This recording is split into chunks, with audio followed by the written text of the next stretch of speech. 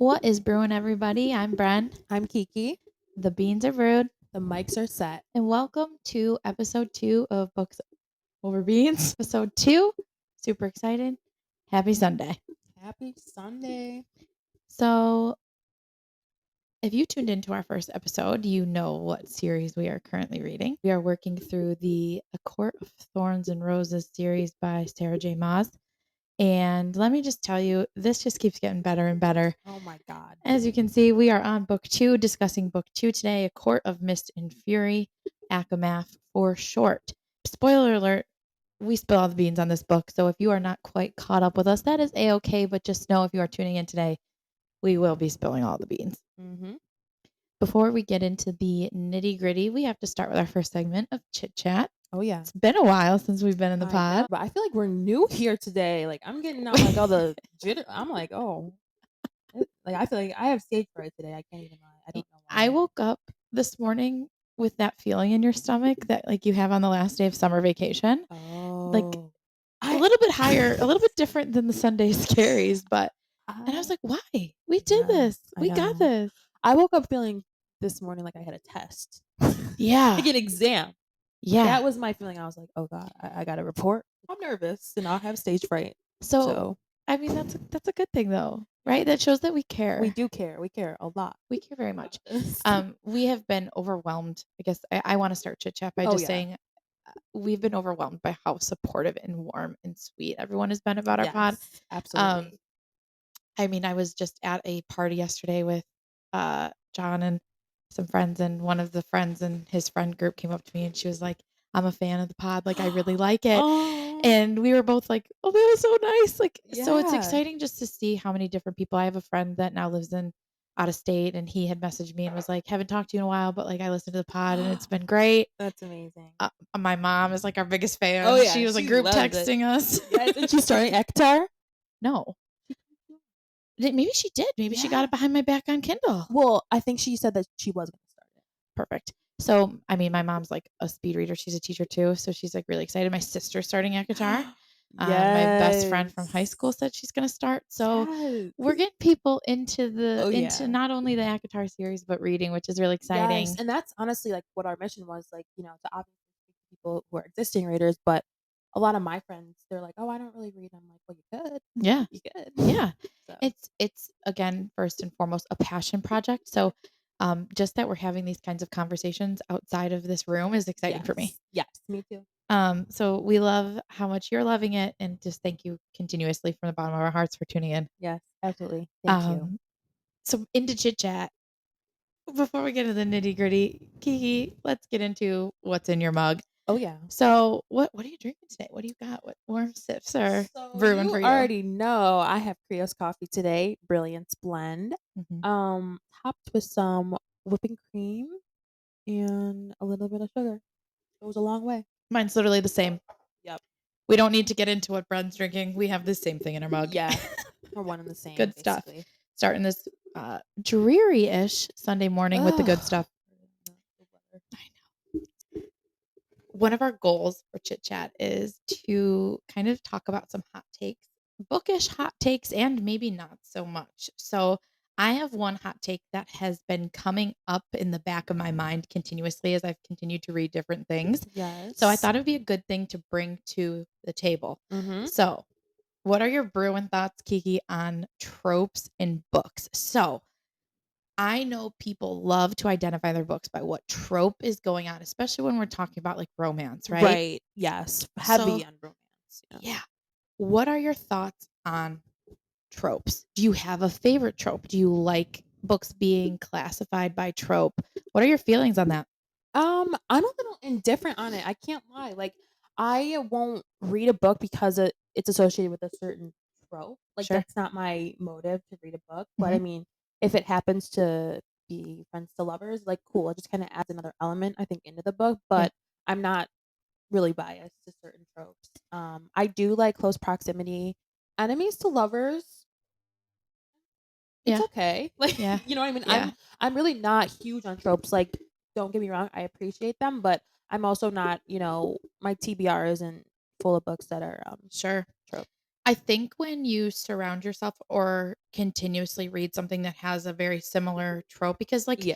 let's just face it, like, I mean, in my field of work, like you can't always reinvent the wheel. A quote that I've heard in teaching is like, really smart teachers borrow each other's stuff Yeah. because like we share wealth of knowledge, right? So I think being in the seat of an author, you can't reinvent the wheel all the time. Right. So those natural tropes tend to come up in your writing.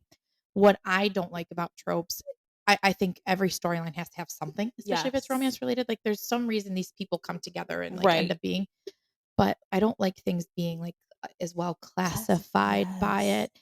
I don't have a favorite one. I think I would say probably like um, I love grumpy girls with sunshine boys. Oh, that's interesting. That's I feel like not so much like as common, Yeah. but I love the grumpy sunshine vibes. Like Yeah, I do I like love that. grumpy girls with the sunshine boys. Okay, yeah. And those are rare. And I've actually never read one like that, but I don't I would. I don't know if I could honestly give you a title off the top of my Yeah. head because I think they're fewer and farther between, but I Right. think that's so fun. I do like the grumpy with the sunshine. I do like that. But I just think that there are certain authors and books that like really rely heavily on the Yeah. tropiness. And I tend to realize like when I first started getting into like really frequent reading, I love that. I was like, I love these types of books. I love these types of books. I Yeah. didn't seek them out, Right. but I enjoyed it. And it kept me reading quickly, but then Yeah. it becomes like kind of Yep, monotonous. and that's exactly it. I feel like you find a lot of parallels between those Hmm. tropes, and that's why it's like I'm not seeking trope. I'm not trying to read like back to back Yeah, books because it's like you can only get so creative with sure. those. So And I have a friend too, she's like she loves, like, the hockey player Mhm. series, like, Icebreaker. there's tons of them, but Yeah. she's like, "I love a good, like, girl and athlete story." Like, I just love Yeah. that. So there's something to be said that I think anything that gets people to be reading is good. I think it's Right. beneficial, but I Yes. think I do see people out there and hear of things where people are, like, heavy on the trope Yeah. stuff.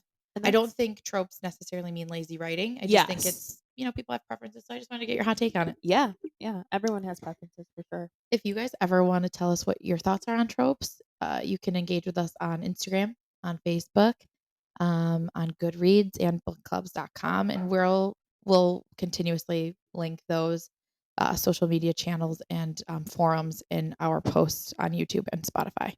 Sure thing. Hot take number 2, that is still a bookish hot take, Kiki. Yes.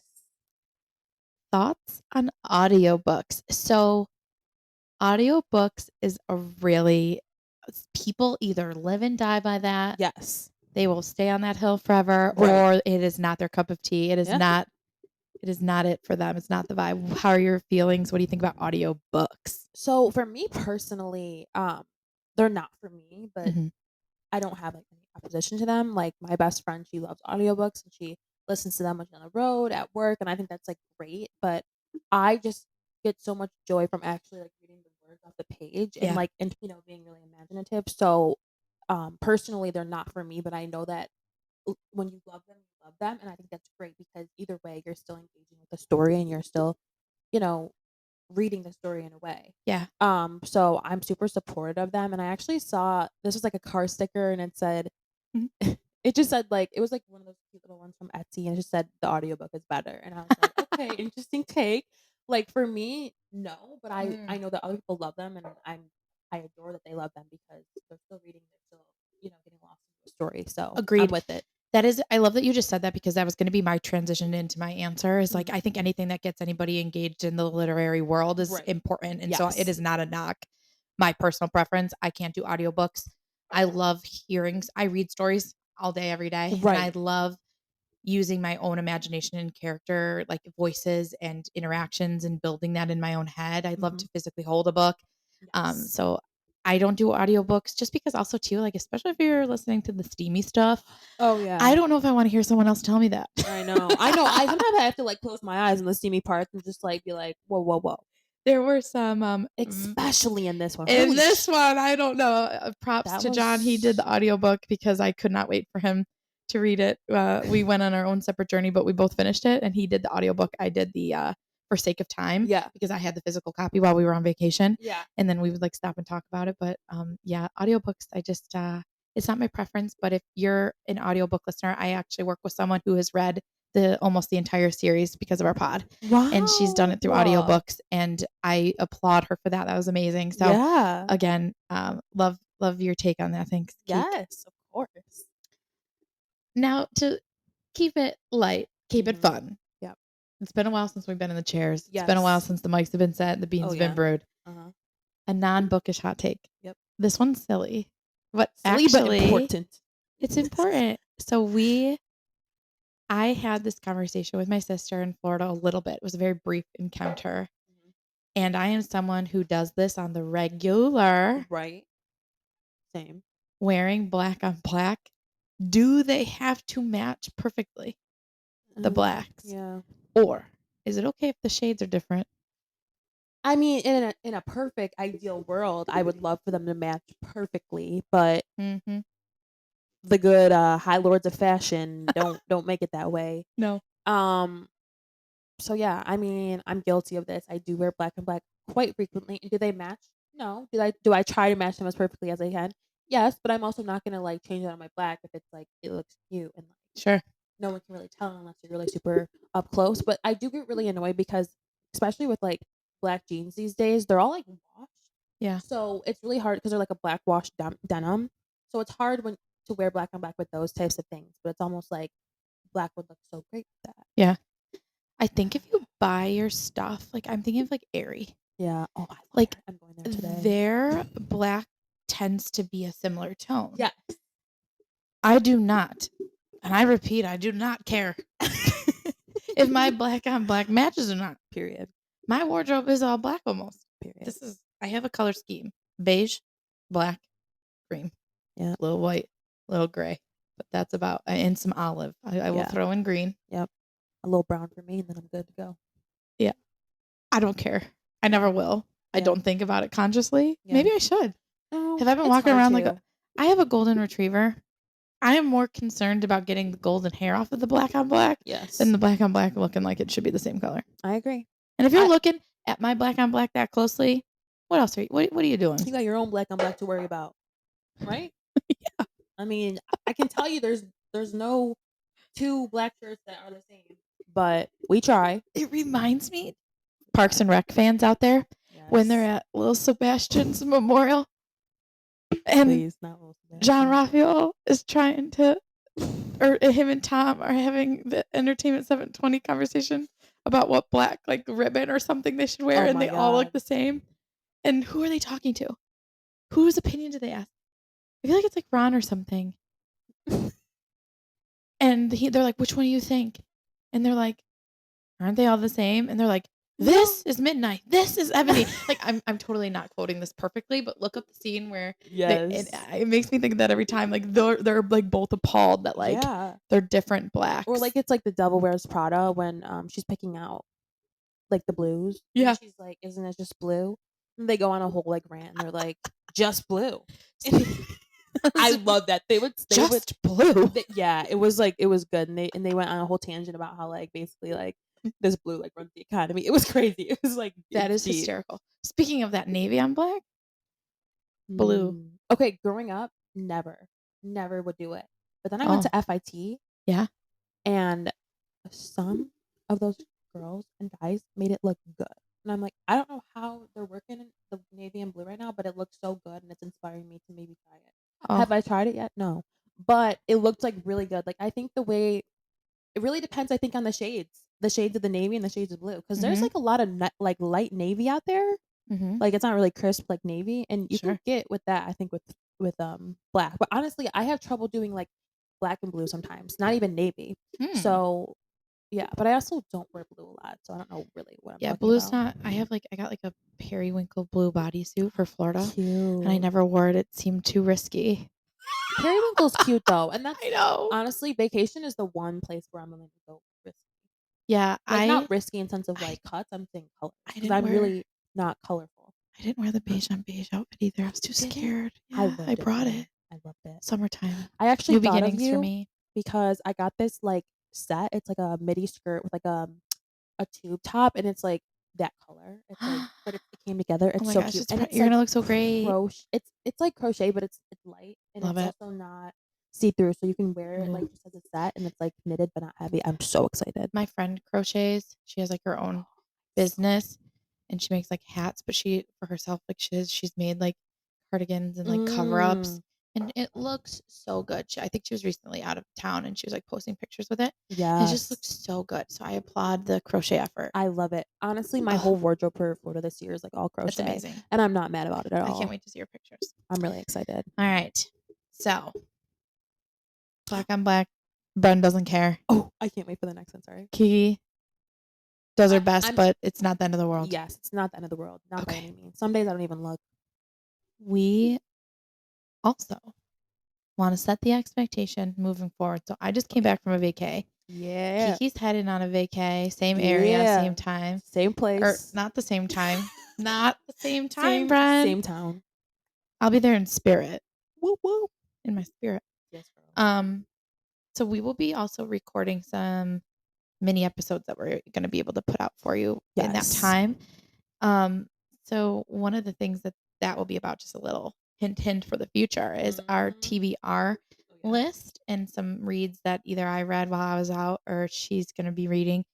And we're going to talk about like a book that's caught our eye. So really quickly, for the last part of Chit Chat, we're going to briefly mention a book that has caught our eye. All right. So we are listing right now our books that caught our eye. Okay. Yes. So, Keek, you've been really excited about this. Yes. So I'm going to give you the floor. Yes. You want to tell us about a book that has caught your eye or something you are really looking forward to reading and coming up? Okay. So I was on Instagram a few weeks ago and I got served an ad for a book called The Divorcees, which is about, it's taking place in 1950s in Reno, Nevada. It's about the divorce ranches. And it basically follows a group of women who are sent to this divorce ranch because, they didn't have really the freedom to get a divorce. And it just kind of renders through their journey there. I think it's like 2 or 3 weeks. It sounds super good. The reviews are great. It literally just released end of March. I think March 28th. Brand spanking new. The cover art is beautiful. It is so beautiful. And it's going to be my cover. It's actually going to be my second read in Florida, but I'm so excited. I love that. That sounds extremely fascinating. Yes. And if you like it, I want to steal it. Yes. I'm really looking forward to the following book. It is by one of my favorite authors, Emily Henry. Yes. Oh, yeah. Speaking of new. Yep. It is named, yet again, Happy Place was named this also. Okay. From last year. It is named a most anticipated book of 2024 by Time. And that is Funny Story Emily. By Emily Henry. We are going to do a mini episode all about Emily Henry. I got to catch you up. Yes. I know. I don't know why. I think I've honestly just been waiting for the right time to read her books. Yeah, that's fair. And I've kind of wanted to like selfishly like save them. She's a beautiful writer. Like some books I'm like, not right now because I want to save you. That's fair. We got our work cut out for us, but I'm loving the journey. I'm so excited. I'm honestly so excited. I have so many. Okay, let's not like cut too ahead of ourselves, but I have so many books in my TBR that I can't wait to talk about. So mini episode, we are going to be breaking down the TBR list. Oh yeah. So definitely stay tuned for that one. Stay tuned. So your title again, we'll recap real quick. The one you're looking forward to is The Divorcees. Who's the author? Rowan Beard. Nice. And mine is Funny Story by Emily Henry. Yep. April. I love when new books come out. It's exciting. There's a lot coming out this year. A lot this summer. Whole lot. I'm so excited. And Miss Al over here teaches summer school during the day. Comes home and floats in her pool and reads a book all afternoon. That is summer. And I'll be here right at 12. Yes, please do. Please join us. Club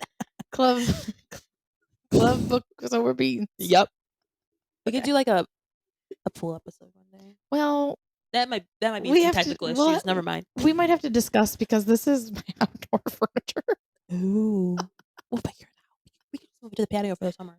That's what I'm thinking. Beautiful. You might hear some animal noises and such, but we could work on it. We'll work on it. It'll be very Belle-esque of us. Yeah. We'll be out in nature with books and birds. Like, wow. like a retreat. Yesterday, somebody asked me if in your dream house, what would you include? and I said, A like a library. 2-story library with like the ladder and everything, I'd be like, I'd be a real life living belle. The library, I mean, the ladder is something crazy, but I feel like I would literally fall off of it. I would need like a safety strap. I'd be too distracted by all the wonderful books I've either read or want to read that I'd fall off of it. Yeah. Hmm. Oh no, a library though in my house is definitely. I don't care if I have to sacrifice my fridge or my bed. Like, no, not my bed, but What are those couches? The Joybirds? Is that what they're called? And they're like birds. really cozy, but then they have the ones that like basically come out and look like a bed. That's what I would have just in the middle of it. I think they're Joybirds. Wait, are you talking Sponsor about us. I want one of your couches. Oh, you know what I would have? What? I would have one of the beds that just near the wall. What are those? They were in like Sweet Life with Zach Cody. It's like a Martin or no, something. it's an M. We'll figure it out. Murphy bed. Anyway, moving forward. Spilling the beans. Yes. On Sign me up for this. A Court of Mist and Fury. First, should we talk about our annotating journey? Quickly? Briefly? Well, Kiki's excited about our anno tabs. I'm so excited. You know, before we get into any of it, again, this is the part of the episode where I'm going to forewarn you again. We spill all the beans. When we say that, that means we go through the book. Yes. So if you have not read it yet and you're just a fan, continue to join us. If you are working through the book series, this is the time now that this is not episode 1, this is episode 2. Just forewarning, because A Court of, it can get confusing. Yes. So A Court of Thorns and Roses was our first podcast episode. If you have not tuned into that yet, highly recommend. And if you just are simply listening, fine, continue. If you plan to read it and don't care if you have spoilers, please, we encourage you to. Yes. We want everyone to tune in who wants to tune in, but this is just the spoiler warning. Yep. I did that a little late last episode and I felt a little bad. Yeah. I already started talking about it and I was like, oh, by the way, yeah, we're not ruining this for you, but we are talking about it. It's the point of it. So for sure. Yes. So we are going to share our overall feelings quickly about the book. The book review that nobody asked for, but here it is anyway. General summary, general story element feelings. We have a quick new character shout out to get through. Yeah. Talking about some new settings that we saw here in the Night Court. Quick comparison to ACOTAR, sharing some likes and dislikes, comparisons, and our hits different episodes. Segment as well. So we both went through the annotating journey during this. So we will probably be flipping through the book a little bit more than maybe our first episode. Yeah, because there's a lot more of the book. A lot more books. So there was a lot more we wanted to remember and things that stuck out to us that were worth talking about. We won't go through all of it, but go ahead, share your annotating journey with us. Sure, Kiki, go for it. Yeah, well, I've just been coming out of my comfort zone in a few different things. First of all, I'm in the market for a Kindle, which is something that I wouldn't have been in the market for a month ago. So shout out to TikTok for influencing me. And then also annotating, it's another really big thing. Obviously I did this in school, but I never did it in like for personal reading. So we got that amazing kit from Amazon. Came with all these different tabs. The colors were like so enticing that's what made me want to annotate. We got the same one. Yes. So I really enjoyed it. I tried not to like go too crazy, and next time I need be a little bit more sparse and like really I don't know, mine's kind of a lot. There's a lot going on here. I have seen people annotate their books and every page has something. No hate. If it felt good enough for you to want to remember it, annotate away. And especially because it is a little bit of a process. You got to pull the tab, you got to make sure it's all lined up. Sure. So I'm like, if I'm taking this much effort, obviously this means it means something to you. And I made a little key with like, I don't have my key, but basically, one of the tabs was like blue was like Ferris growth. That's something I wanted to like track across the book and like kind of compare it back to ACOTAR. Velaris was like another thing that all the descriptors of Velaris, they were like so vibrant and juicy for me that I applied them all. Things like that. But I loved it. It really added some value. It did. I think it helped with the overall reading comprehension, and that is the teacher's take on annotating. Yes. It's like, can we do a soundbite of that? And then we had the wink, wink. Yes. Yes. It was funny. I was in Florida while I was reading this, so it was funny. I'd forget the tabs, and then all of a sudden, like someone in my family, like John, they'd like bring the tab to me, knowing I'd need them. I love it. Which was fun. I only did 3 sections in mine, so Okay. I like really abbreviate. I did personal connections, which I used yellow because I tried to match the text of the front. Yes. For aesthetic purposes. Like a rosé color one. It was like very neutral with like things that like connected our conversations from the first book. Yeah. A lot of things from Tamlin in red and the rosé pink. Oh yeah. Mm-hmm. And I used green, my favorite color, for quotes that were personal to me. Love that. I So, know. I need to print. I liked that too, and it'll help, I think, with the discussion part of this. So, kind of getting into that, a lot of new things, a lot of new shifting. Our prediction in the last episode was that we were going to be spending a lot more time in the night court, and went, yes, totally did. Oh my gosh, we were fully there. We were immersed in the. We were full-time residents. Yeah. In Velaris and the court. Don't get me started on Velaris. Nightmares, the court of dreams, all that stuff. Oh yeah. For sure.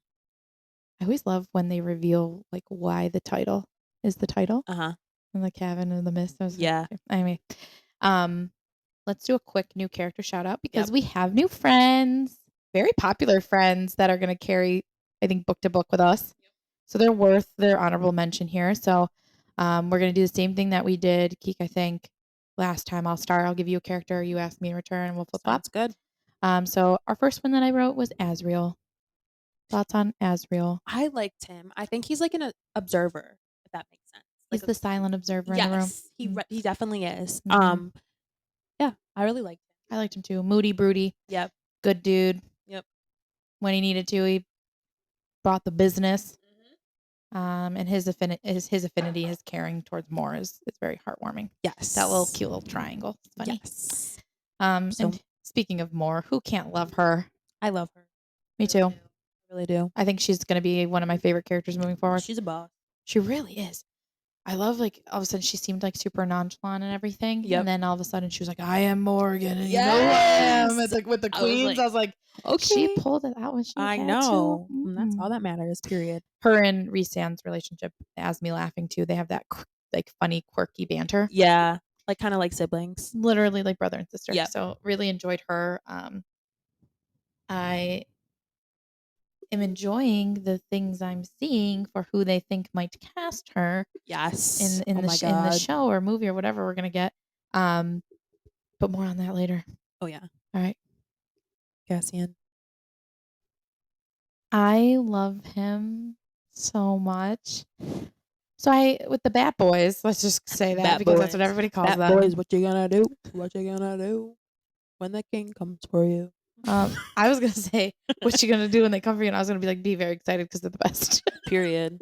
I'm not mad if they go. Take me away to the night court. Take me away. Take me away to Velaris. I need a one-way ticket to Velaris. Mm-hmm. Well, not now, but not after all that.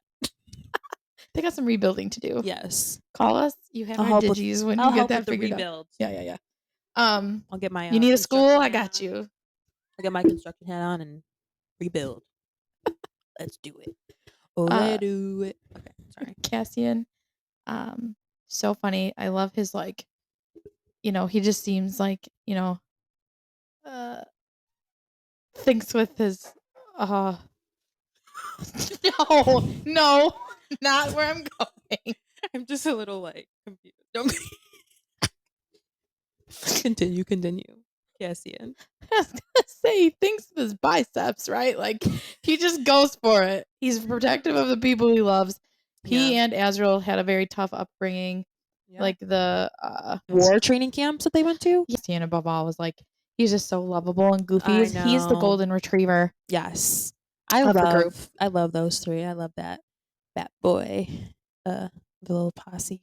Trio, yeah. They're not a posse, they're a trio. All right. Speaking of a part of the inner circle here. Oh, Amryn. Okay. Honestly, at first I was like, what is good with her? But I actually really like her. She's real. And yeah, I really like her. I kept because like John was trailing a little bit in the audiobook and I was like, when you get to Amryn, tell me what you think she is. Did you get to her yet? Tell me what you think she is. Yeah. I immediately was like, she's a vampire. Yeah, I mean, she was drinking blood. She's totally got to be. Yeah, for sure. And then he gets to her and he goes, "Is she a vampire?" I was like, "Yeah, I think." I'd say. I'm interested, like, I hope we can learn a little bit more about her story, though, because especially with, like, the fact like, I wanna know, like, where she's from, like, what's her take, like, what's her story, because if we don't get that, She's like the oldest person there.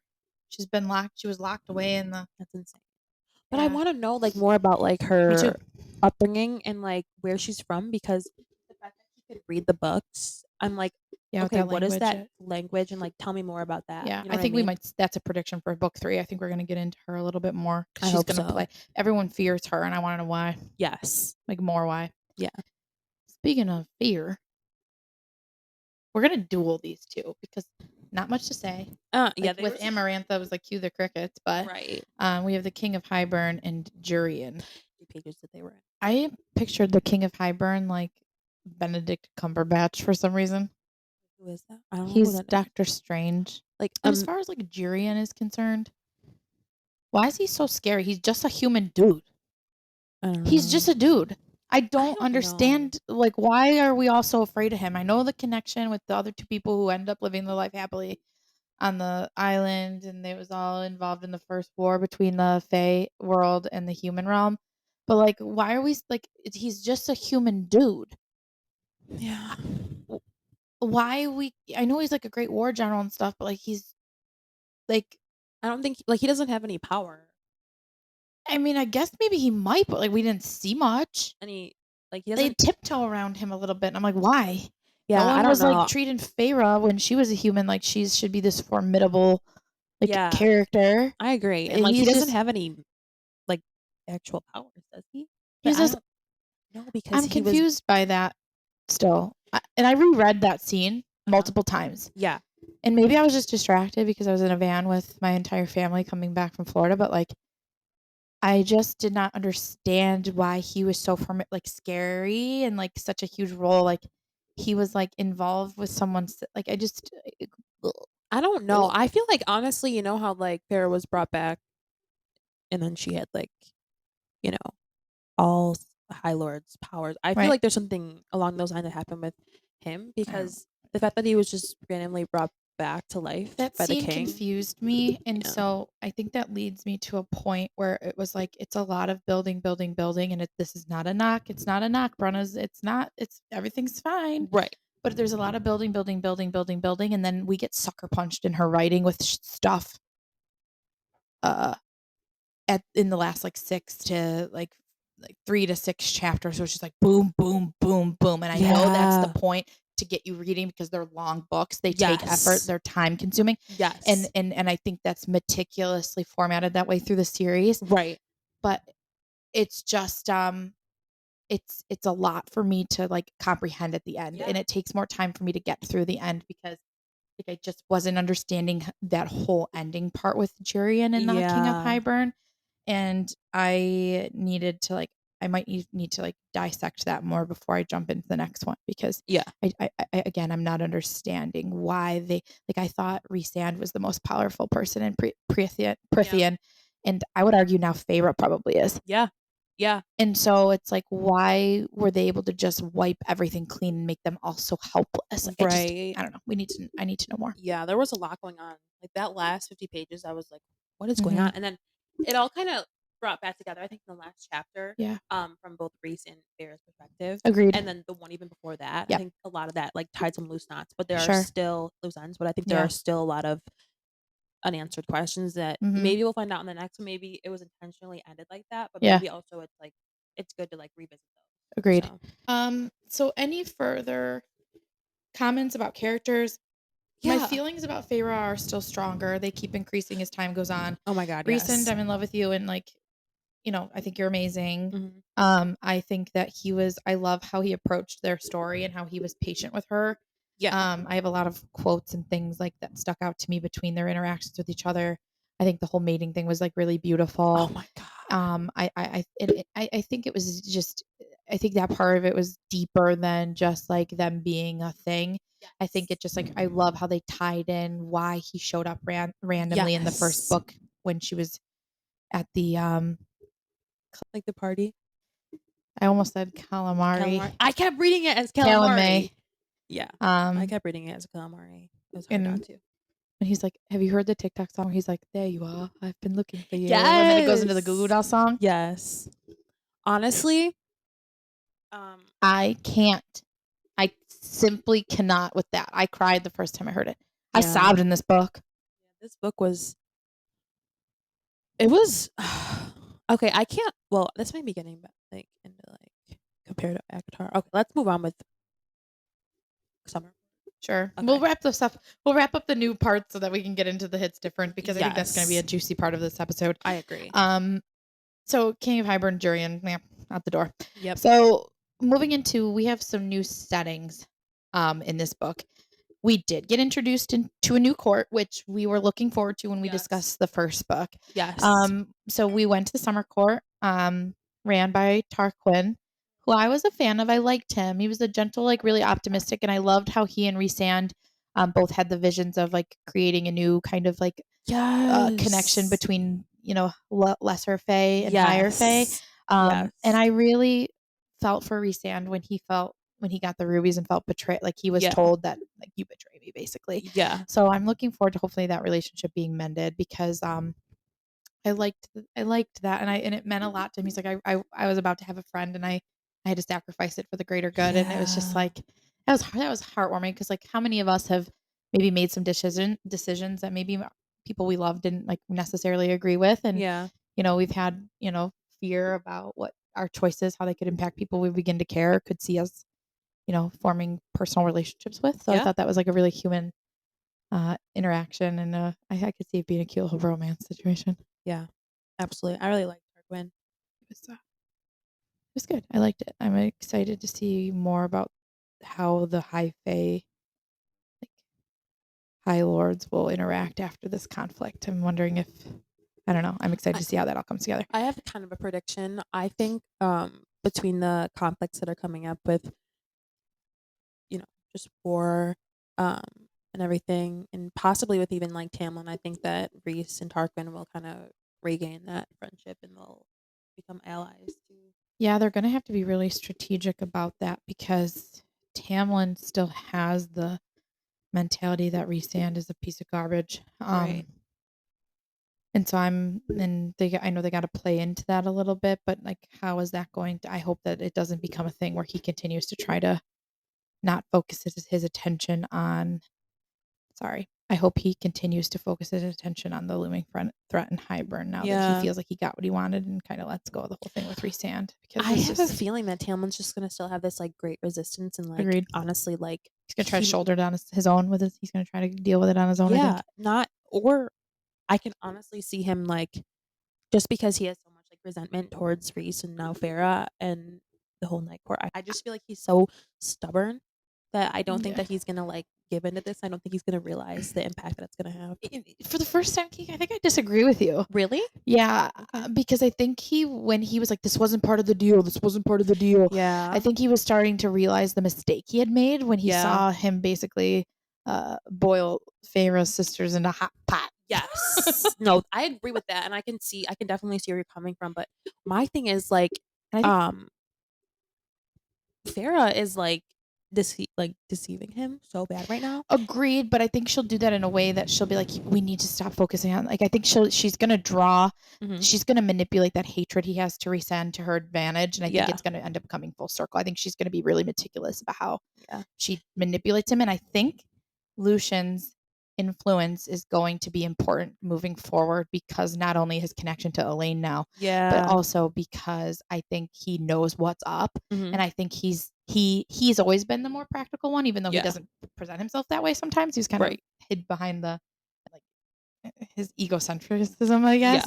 But I think for the next book, I think he's going to be able to be more. I think he feels guilty that he didn't step up more for Feyre, and I think he's going to help get Tamlin out of that mindset now that she's back and play into that with them, and then like perhaps like I don't know, refocus his attention because they both Lucian's the more practical one, I think, in this situation. He's not blinded by this feeling of love. And he's gonna be like, you saw what they were doing. He didn't take your word for it. He broke your bargain. Like I think he might be influential in regaining his focus to what the actual threat is. Yeah. No, I I mean, I hope you're right because I want like them to obviously like become an ally, but I just feel like right now Tamlin's so stubborn, and I feel like he's gonna become even more angry when he finds out.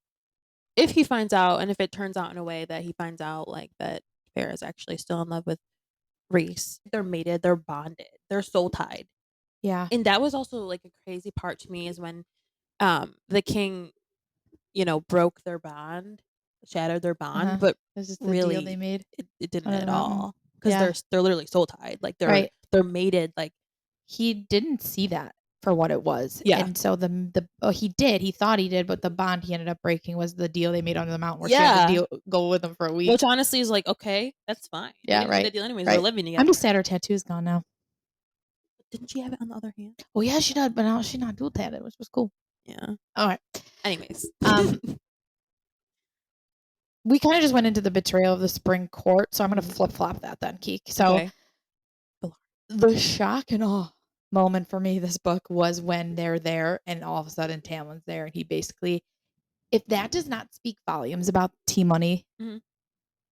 T-Money the ick master. Yeah. I literally dropped the book and I go, he just gave me the ick. Yeah. That's what I'm saying. I feel like he's gonna be no good in the next book. It just shows you how he's so just not in tune with her at all. He betray the sacrifices she made. Yep. He betray her PTSD after this incident. He basically did not even think clearly. He did not respect her enough. She wrote to him and said, "I'm done." Like she spoke for herself. She started to advocate for herself.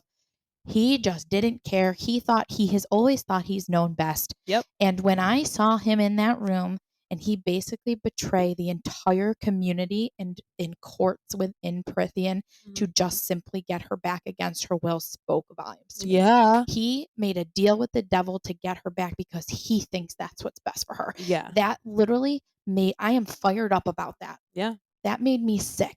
Yeah. And actually one of my quotes kind of juxtaposes Tamlin and Reese. Reese, I don't want to like give the quote away, but it's exactly to your point. Like Reese allows Farrah to be Farrah. Yes. Whereas Tamlin only allowed Farrah to be what he wanted Farrah to be. Yeah. And it was like day and night. Like, yeah. I want to get your quick take on this. And then we'll go into how we felt about Velaris because I know this is a really important thing. And I just, I have never fallen in love so hardly with a setting. Me either. Do you think Tamlin has a redemption arc? Yeah. I do too. I do. When we were talking about tropes earlier, I think Asham plays into the arc thing really well and not a conventional way.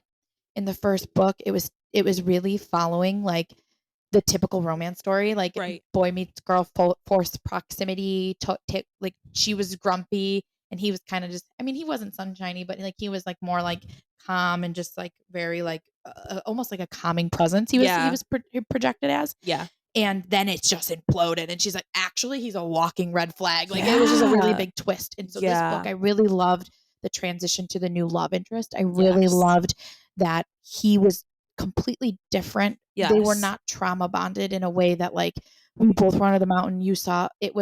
We were made so you saw me go through that. It was like he still, even with that bond and those experiences, he still allowed her to take risks and be herself. He never caged her in. He let her heal. And in some of the quotes I have like are related to that. So I'll wait till we get to Hits Different. But I love the implosion of the romantic ties between the protagonists. And I loved that transition. So I think that was like an amazing, different way to take the series. I mean, we all saw it coming in the first book. I just didn't really realize how much. I didn't think it was going to be so deeply rooted and so beautiful. And she got her painting back. I made an annotation tab for you, Kiki. I know. I was like, and remember I texted you, I was like, wait till you get to this page. It's what I loved it. My hand. Period. The best way to do it. I loved that so much. And I think that, when she went to the cabin, I think that was really transitional for her. Yeah. And I think she needed that. And I think it was a beautiful thing because like I know she felt like she abandoned him in that struggle in that moment. Right. But it also just speaks volumes for that being in a healthy relationship to begin Oh, with, yeah. no matter who you are, Yes. everybody requires own amount of space to process things. And I Yes. thought that was a really actually big thing for her to be like, I need to step back. And I Yeah. know he was like basically like wounded on the floor, but like Yeah. his people were there to pick him up. Yes, And she exactly. was just like, she was angry, and I know, and I get that. But at the same time, she was like, they both took a separate time to process what had just happened, and she came full circle. Like, I think that was like a really human, like emotion and experience, and a healthy way almost to Yeah. get through conflict, because like they came back stronger than ever. And her love Yes. of painting came back, and like Yes. Oh my that's in my God. hits different. Her overcoming of PTSD. Yes. Oh my gosh. Let's talk about Velaris. Yes. So just tell me that night with the starlight night. Yeah. Yeah. Starfall. Yeah. Amazing. His home in the city, how protected it was, how peaceful it was. He could literally Yes. walk in town and no one. When they intruded, Mm-hmm. I cried. Yeah. This beautiful world that this like beautiful person Right. who's basically allowed himself and volunteered to be the villain in everybody's story, Right. to protect this place was, Yes. and he took a risk, and the biggest risk in loving something so much is losing it. Yeah. The fact that he risked it and showed it to somebody and was betrayed, an utter gut punch. Yeah. This place, Velaris, became home to me in this book. Yeah. Props to the author. Yeah. In creating quite literally one of the most beautiful places. Oh my God. Yeah. Through words. Yeah. It's done through words. Yep. Yeah. I honestly, one of my tabs was Velaris, because like there were so many descriptors that made it so like fruitful and enjoyable to read, and that you could like, I literally have a vision of what Velaris looks like just from words on a page. Like, how amazing is that? And I really enjoyed seeing the fan art. Yeah. That either people have sketched, or I know AI is a big thing, and that's a hot topic thing that we could get into another time too. That, if an author does not support AI images of their book, Right. I highly recommend don't do it. But what people have created is it's like taking words right out of my head, and something I crafted right in my head, and actually seeing it. And I really have enjoyed that. And the fact that like you felt her struggle. Like at first she's like, this isn't my home. This isn't my home. And then all of a sudden she's like, these are my people. Yes. I will like. She kept calling them her family. Mm-hmm. And when they said, welcome to the family. And she was like, that's like those are the best words I've ever heard. The arc of found family in this book was really heartwarming. Yeah, absolutely. I have a feeling this is going to be my favorite book of the series. So I'm kind of like sad about it being done. Yeah. I know. This book is over 600 pages long, and I never skimmed. You know how like when you read really quickly, sometimes you skim some parts. I didn't skim a single line of this book. Yeah. And if something didn't sit with me, I reread the page. I was just so immersed in it. Yep. And that's, I think, a big reason of that is because just of how much I loved the setting of Velaris in this book, and in the Night Court. Really, it was amazing. And the people in it, like the found family vibes, all of them imperfect beings, and all of them having their own struggles. But I think she even says at some point in the book, Feyre, she's like, with everything that they've been through, like I know Cassian and Azriel would drop everything they're doing, or Rhysand acknowledges that or something. He's like, if you were ever in that, they would drop what they're doing to help you. That we always pick each other up. We defend each other. Like that is not because they're in my inner circle and they've agreed to do that. It's because that's how they feel. Right. Because she was sharing how she felt like betrayed by Lucien, and like, he didn't fight for her as much because of his allegiance that he felt that he had to Tamlin. Mm-hmm. She's like, Lucien and Rhysand were both there for me under the mountain, and one of them just, showed up a little bit differently than the other. So, her found family and found home, Velaris itself, is just stunning. Yeah. Do you have like an annotation that you could grab of a descriptor of Velaris that you'd like to share? You're looking at that, a controversial maybe take that I personally had, is I feel like Velaris is representative of who Rhysand really is.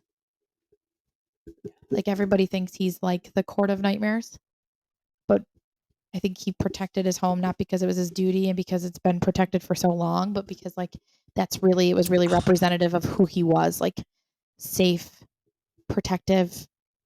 The people there were free, like allowed to like freely live their lives, and he's freely let Feyre like be who she is, and the people in his inner circle like be who they are. Like there's a point where they talk about how like, what if like Cassian or Azriel or Mor's, like what if their ideas like contradict with his, and they were kind of like, he won't care.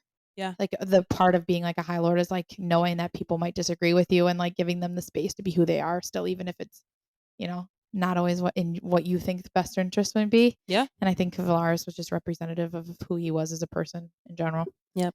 He's a dreamer. Mm-hmm.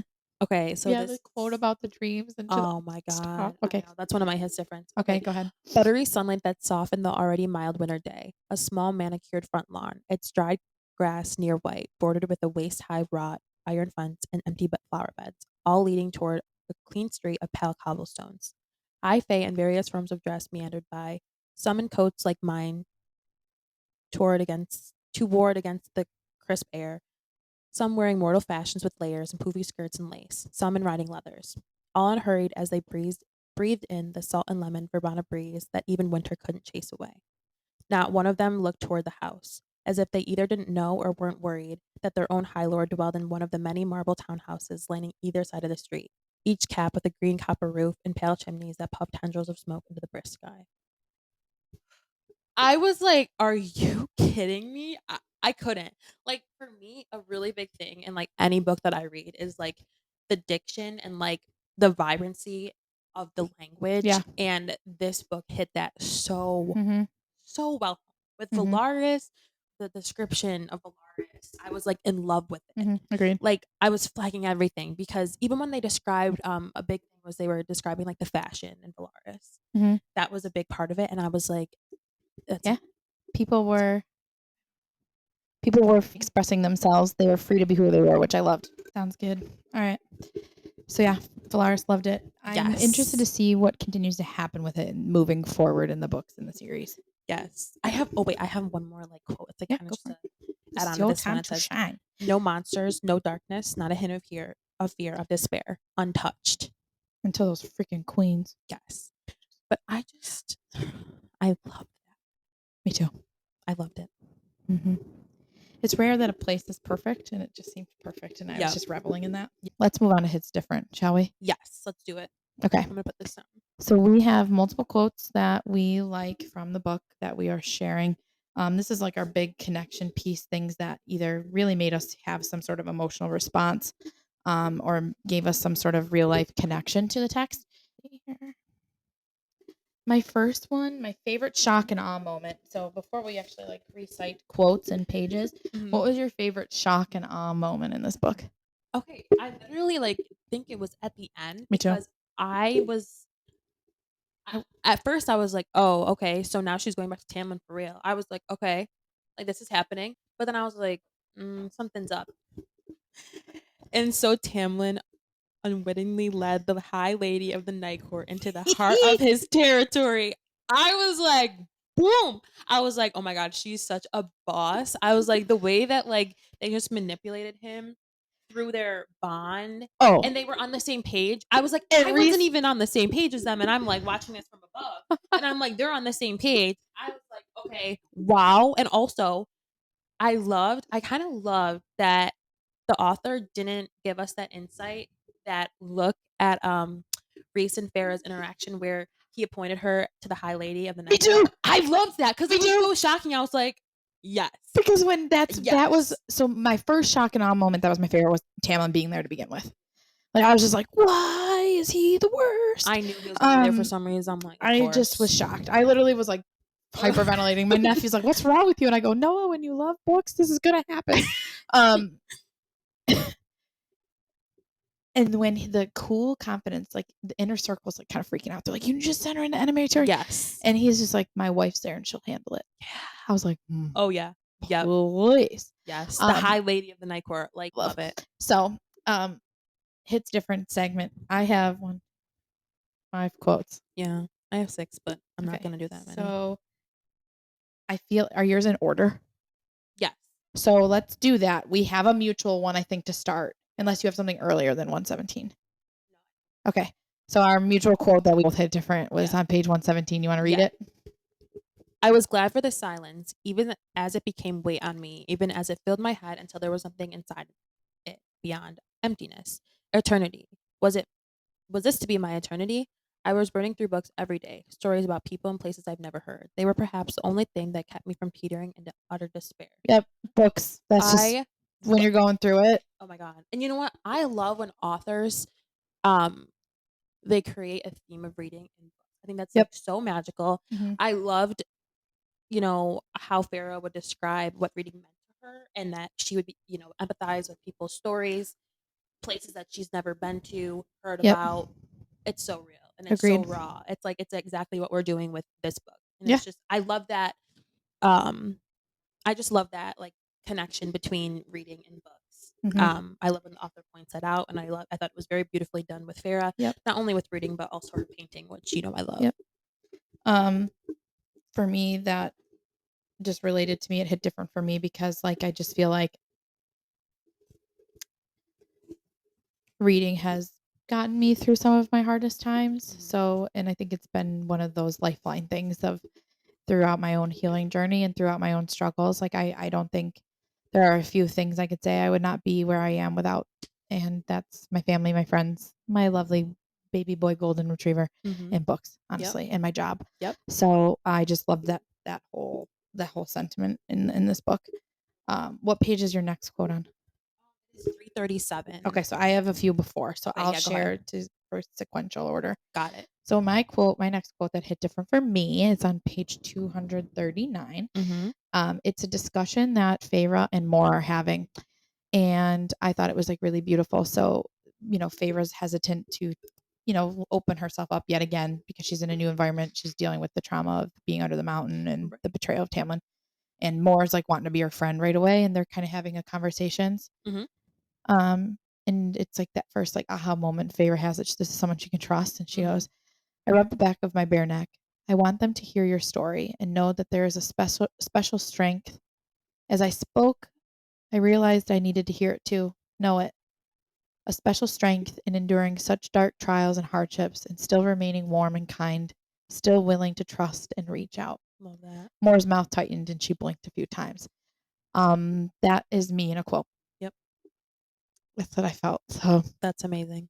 um, despite trials and errors and hardships and traumas and difficult days, um, to not become a hard person takes a Right. lot of work. And so Yes. her acknowledging that Moore had gone through something and her knowing that and basically telling her, like, I admire you, not Yes. for your strength, but for the fact that you have not become a hard person and Yeah. you continue to.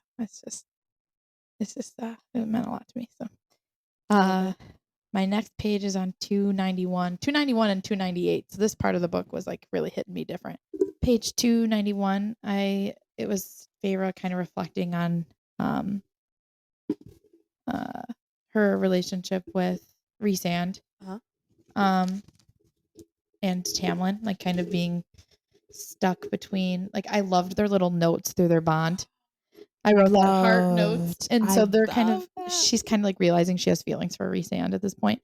And Yes. she's like um she's talking about like how Rhysand picked her up when she was under the mountain, and he wrote, Uh-huh. he'd done it. So he'd licked away my tears when I'd been a moment away from shattering. He'd done it to keep me distracted, keep me angry, because angry was better than feeling nothing. Because anger and hatred were the long-lasting fuel in the endless dark of my despair, the same way that music had kept me from breaking. Lucian had come to patch me up a few times, but no one risked quite so much in keeping me not only alive, but as mentally intact as I could be, considering the circumstances. Just as he'd been doing these past few weeks, taunting and teasing me to keep the hollowness at bay, just as he was doing now. So like her admission of like him basically like being like, if I Rhysand does that all the time. He like kept like fueling the fire within her so that she didn't give back in. Yeah. Which leads into my next quote actually. Okay. On page 298, he said, his eyes were soft. I tried to look away, but he held my chin firm. And I know this because I have felt that way every day since my mother and sister were slaughtered and I had to bury them myself, and even retribution didn't fix it. He wiped away the tears on one cheek, then another.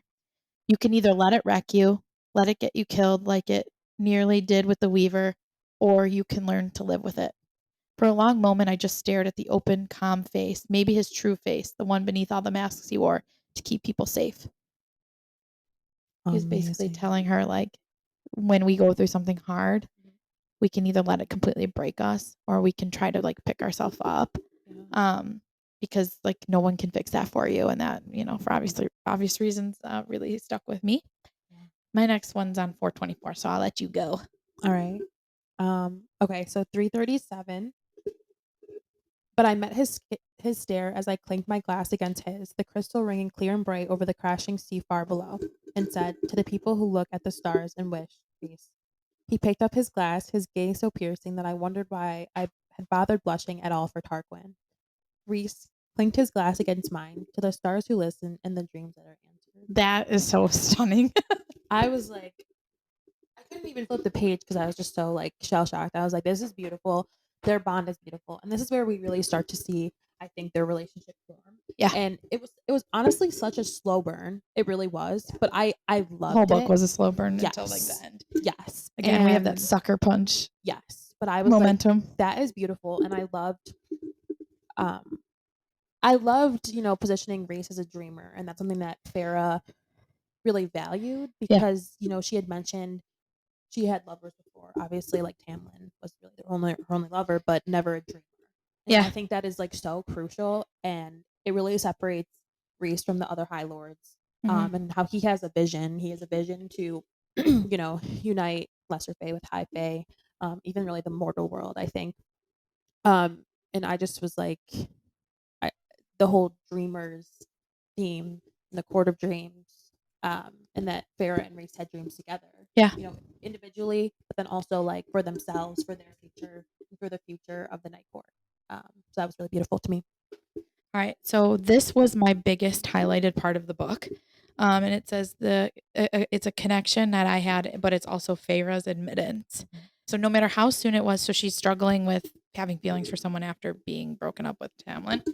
So she's like, I know that no one would call me basically a whore, no matter how soon it was after Tamlin. Neither would his friends, nor when they had been called the same or worse. And I learned to live and love beyond it, despite it. So maybe it was time to tell Reese that, to explain that I didn't want to pretend. I didn't want to write it off as a joke or a plan or a distraction. And it'd be hard, and I was scared, and it might be difficult to deal with, but I was willing to try with him, try to be something together, whether it was purely sex or more, or something between or beyond them. I didn't know. We'd find out. I was healed or healing enough to want to try, if he was willing to try too. If he didn't walk away when I voiced what I wanted, him, not the High Lord, not the most powerful man in Prithian's history, just him, the person who had sent music into that cell, who had picked up that knife in Amaranth's throne room to fight for me when no one else dared, and who had kept fighting for me every day since, refusing to let me crumble and disappear into nothing. So I waited for him in the chilled moonlit garden. I love that. For me, that's just like learning to trust that like you deserve love Right.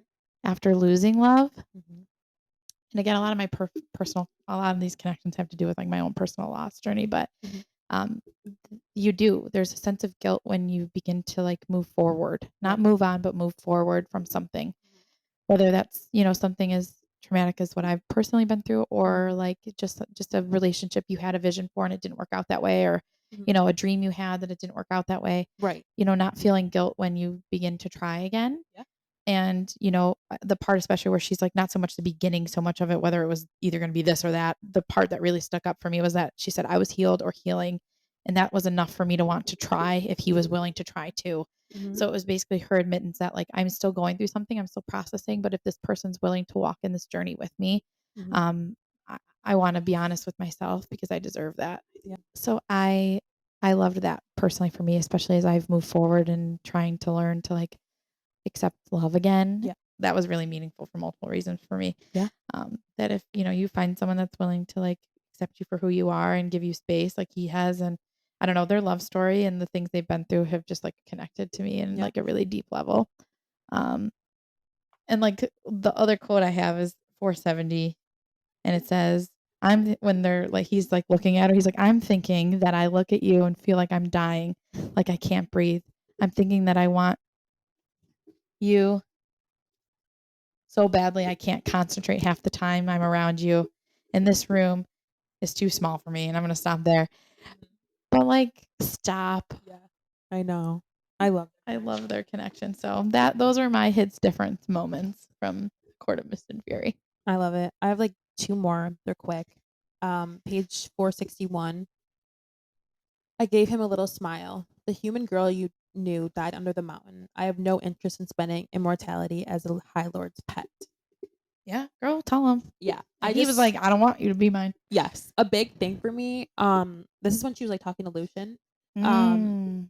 A big thing for me that I kind of started tabbing like just in the beginning of the book is Sparrow's growth. It's something that I really was interested to see progress not only throughout this book, but just like in juxtaposing Akatar to Yeah. this one. And that was like a breakthrough moment Yeah. for me, especially when she was admitting that not only to herself, not only to Reese, but to Lucian. Yeah, agreed. She told him what was up and how she was feeling about like she felt betrayed by her friend. Yep. And I think again agreed. Not only learning to love again and her connection with Reese and in this book, but I think her overall arc of like moving past trauma was huge for me. Huge, huge, huge, huge, huge for me. And I thought she did a beautiful job representing the different stages of that: anger, despair, bargaining, grief, all of that. I think was representative in this text, which is another reason why I just was sucked in. It just, it's hard to find a book that mirrors like, how you get past something like in real life, like Yeah. in terms of like a traumatic experience. And this was doing it. I love fantasy because you're able to like escape it, Right. real life. But this one brought the pieces of feeling back for me that I really thoroughly enjoyed. So I I'll agree. let you continue. Okay, this one is probably like my favorite of the book. All right. It's actually about teaching. It's on 513. Why didn't I bookmark this one? I know. This one is like all right. It was amazing. Hit us. So she was basically talking about teaching others. She had a vision and a dream to teach others. Painting art in Velaris because Velaris was such an art centric city. So she said, I would open my own shop, not to sell my work, but to teach others. Maybe teach the others who were like me, broken in places and trying to fight it, trying to learn who they were around the dark and the pain. And I would go home at the end of every day, exhausted but content, fulfilled, happy. Why didn't I bookmark that? Yeah, I got chills. like I'm not even a teacher, but I felt that. I don't know if it's from when I taught in an imaginary classroom when I was little, but no. I think I think there's something to be said to like when you there's like I'm gonna paraphrase a quote, but it's like when you but like when you you're faced with mountains, yeah, so that you can teach when you're on the other side, you can teach other people how to get over it too. Yeah. And I think there's something like that mirrors what I just said. When you go through something and you're able to channel that into a way that people feel safe and being vulnerable and like, like learning from it and like you give them an outlet to feel safe. Yes. Love that. All right. All right. Another one, 559. Feeling. I think Nesta feels everything, sees too much, sees and feels it all, and she burns with it. Keeping that wall up helps from being overwhelmed, from caring too greatly. This just hit different because I think I'm a lot of it of an empath, and sometimes your feelings for other people and they kind of outweigh your feelings for yourself, and you fill other people's cups a lot more than your own. And I think that's that Nesta struggles with that, and she kind of barricades herself because she feels everything, she sees everything, and she absorbs it and she internalizes it, and that's what I think makes her so cold and so stark. Yeah. But I just felt that. Yeah. It just hit different. I'm honestly excited to see them transform into this world, and it was against her will, so she's going to continue to have a chip on her shoulder. Right. Okay. All right, last one. 577. Reese's eyes darkened, and I knew he read what I felt. You might be my mate, he said, but you remain your own person. You decide your fate, your choices, not me. You chose yesterday. You choose every day, forever. Yep. I love that. Enough said. Yep. And it just, again, I talked about this earlier in the episode, but just juxtaposes Reese versus Tamlin. Tamlin didn't allow Farrah to be her own person. He, controlled what she was to be, whereas Reese is completely opposite, and empowers her to be who she is and who she wants to be every day. Yeah. Yep. So with all the hits different, we've kind of gone through our favorite parts of the book: the shock, the awe, the transition, the new things in it. Overall drinkability score for you, Keek? I gotta give it a 4.5. I'm going 5 out of 5. 5. There's not something I would change about it at all. Yep. I wouldn't change a single thing about this book. I loved it. Yeah. Anything else you want to talk about in terms of ACOMAF? I think there's a lot more coming, and I'm really excited to see how this is gonna unfold. I Mhm. loved how it ended. I love that, she just became the high lady Mhm. of the night court, Yep. and she's, Infiltrated. yep, and we're going in this book knowing that she's gonna be Yep. deceitful. Um, Yep. I'm just really like her cleverness, her creativity, and the bond between her and Reese and what they're able to kind of play make really, Yeah. really Agreed. invigorates me. So I can't wait for the next Yeah. book. Any predictions for the next book?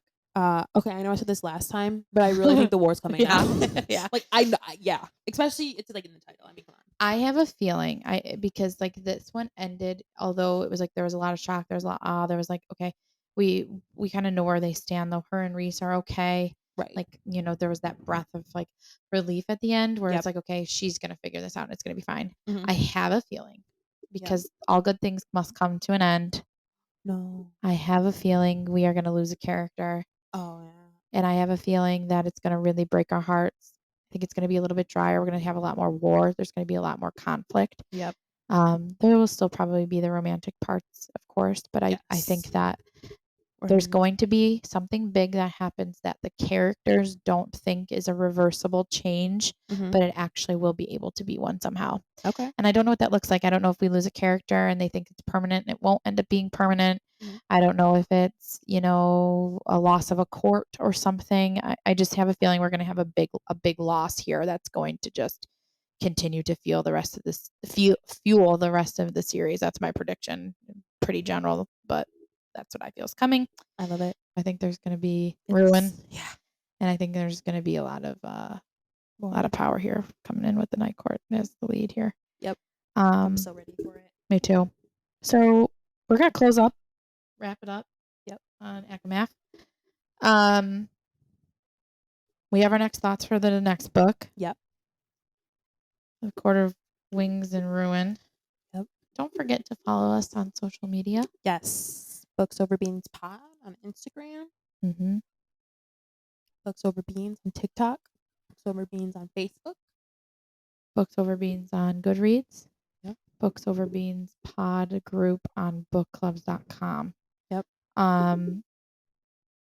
We want to continue to interact with you as our audience. We want to hear your thoughts about these books as you're reading us. We had a poll in our last episode. We will have another one today. Yep. The poll allows us to see where you are in this journey. So we have like more than half of you that have answered that poll are journeying with us. So we want to interact with you. If you have already heard this, no spoilers, please. But like, we want to hear from you too. Yep. We are going to be putting out some shorter episodes. These ones tend to be a little bit lengthier. Mm-hmm. So we are going to be pumping out a couple of mini episodes moving forward here. The next one you can expect is going to really focus on our TBR list and a book that we're looking forward to reading. And we are really going to be talking about how you can engage with us on Goodreads on that episode. Yes. All right. So excited. So thank you for tuning in today and Bye, spilling the beans with us on A Court of Mist and Fury. I'm Brad. I'm Kiki. Bye, guys. Bye.